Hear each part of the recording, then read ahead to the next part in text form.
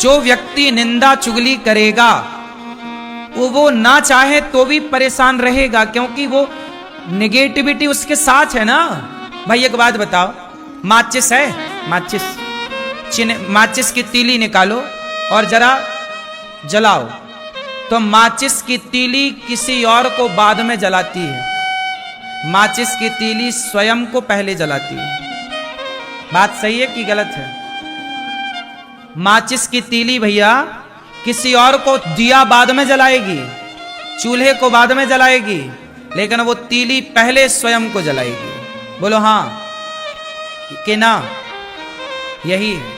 इससे सीख ये मिली कि जो दूसरे का बुरा करता है, दूसरे के बारे में बुरा सोचता है, उसका बुरा वो कब कर पाए ना कर पाए, पर खुद का बुरा पहले कर लेता, खुद को पहले जला लेता है। आप दूसरे को जला पाएंगे अलग विषय, कब जलाएंगे, कितना जलाएंगे, लेकिन स्वयं को पहले जला रहे हैं आप। ये निंदा और चुगली के साइड इफेक्ट। आपके घर में डर लगता है आपको, कई बार आपका घर ऐसा है जैसे खाने दौड़ रहा है आपको, आपके घर में नेगेटिविटी ज्यादा है, घर में रहने का आपको मन नहीं करता, क्योंकि घर का वातावरण आपने ऐसा बना रखा है। इसलिए मैं आप सबसे कहूं, अपने घर को ही मंदिर बनाइए। अपने घर को क्या बनाइए? मंदिर। कैसे बनेगा? पॉजिटिविटी से। कोई गलत बात ना करिए, ना गलत बात करने वालों को घर में कोई आए तो उसका स्वागत सत्कार ऐसे करिए जैसे भगवान का सत्कार हो रहा। किस घर में भगवान होते हैं? मैया, किस घर में भगवान होते हैं? जिस घर में अतिथि का स्वागत सत्कार होता है, उस घर में भगवान होते हैं। अब क्या हो रहा है घरों में?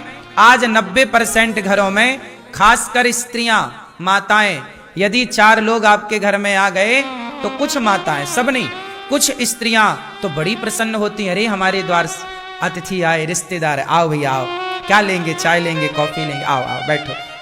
अंदर से प्रसन्नता है कुछ स्त्रियों को कि मेरे घर मेहमान आए, मेरे घर अतिथि आए, मेरे घर साधु आए, मेरे घर ब्राह्मण आए, मेरे घर कन्या आई। कुछ लोग भीतर से खुश हो जाती हैं महिलाएं और पुरुष, अरे मेरे घर तो अतिथि आए, आओ क्या खाएंगे, ये खाओ ये खाओ ये खाओ, तुम्हारे लिए ये बनाएंगे, खाओ पियो।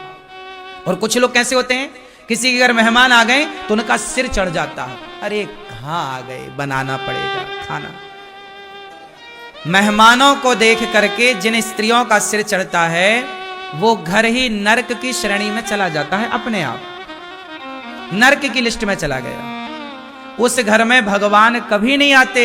जिस घर अतिथि, जिस घर में नहीं आए, अतिथि का सम्मान जिस घर में नहीं हो, उस घर में भला भगवान का क्या काम है?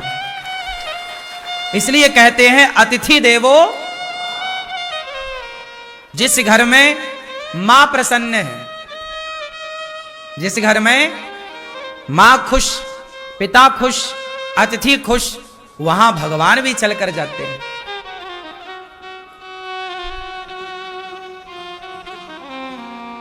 सही है? इसलिए मेरी मां, तुम गृहस्थ हो। वो स्त्रियां अच्छी नहीं होती जो अतिथि को देखकर मुंह बनाती। वो स्त्रियां परम सौभाग्यशाली होती हैं।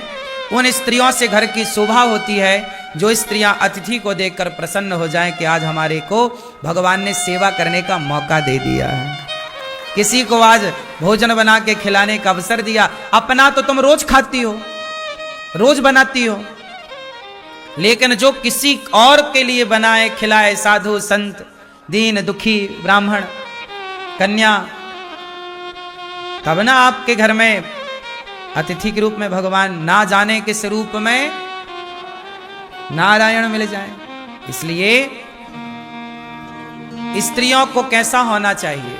इसलिए मैंने आपको कथा सुनाई कई बार कि माता यशोदा पिछले जन्म में धरा थी। माता यशोदा पिछले जन्म में कौन थी? क्या नाम था उनका? धरा। माता यशोदा पिछले जन्म में धरा थी और वो संतों की सेवा ही करती थी। कोई आए द्वार पर तो खिलाती, और काम क्या करती? जंगल की लकड़ियां काटती। पति पत्नी दोनों, नंद बाबा और यशोदा, पिछले जन्म में ये दोनों पति पत्नी थे और दोनों जंगल की लकड़ियां काट के बाजार में बेचते, जो पैसा मिल जाए तो द्वार पे कोई अतिथि आए तो खवाते थे। एक दिन इनके द्वार पर भगवान आ गए और भगवान के लिए इन्होंने, जब इनके घर में खाने का रोटी नहीं थी तो किसी से मांगने चली गई कि पैसा उधार दे दो। उसने कहा कि तुम बड़ी सुंदर हो, बहुत अच्छी दिखती हो, यदि तुम अपने स्तन हमें दे दो तो हम स्तन लेकर के और फिर तुम्हें पैसे देंगे। मतलब वो आदमी चरित्र का खोटा था, माता धरा के चरित्र को चाह रहा था। पर माता धरा ने कहा कि तुझे मेरे स्तन चाहिए? हाँ। तो माता धरा ने अपने शरीर से अपने चमड़े को काट दिया, स्तनों को काट दिया, काट कर दे दिया, ये ले। और पैसे उतने लिए जितनी जरूरत थी, बाजार से सामान खरीद कर संतों को जब भोजन कराया तो संतों ने कहा कि ये आपके शरीर से रक्त कैसा? माता धरा ने कहा कि आप अतिथि हैं और आपके लिए भोजन था नहीं, मैं पैसे उधार मांगने गई तो उसने उधार दिया नहीं, कहा कि पहले अपने स्तन दो। तो मैंने अपने स्तन उसे दे दिए, चमड़ा ही तो चाह रहा था, तो मैंने चाकू से काट कर अपने स्तनों को उसकी हथेली में रख दिए। भैया तू ले, स्तन चाहिए ये, और पैसे लेकर मैंने भोजन आपके लिए तैयार किया।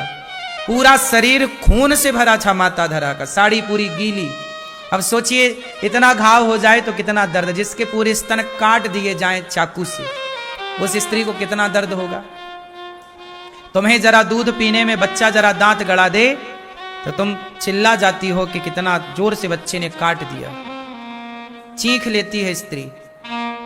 बच्चे यदि काट दे मां के स्तन को, और चाकू से ही काट दिया, और धरा मां ने अपने हाथ से, कितना दर्द होगा। पर वो सारा दर्द किसके लिए सहा?